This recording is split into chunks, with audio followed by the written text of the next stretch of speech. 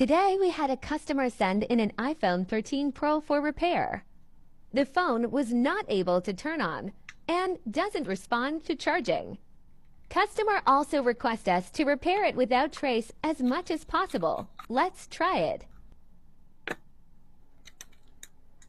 First, we need to test the motherboard with power supply.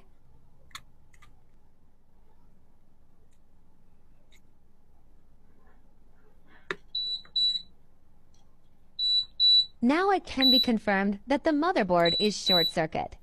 Remove the screen and take out the motherboard.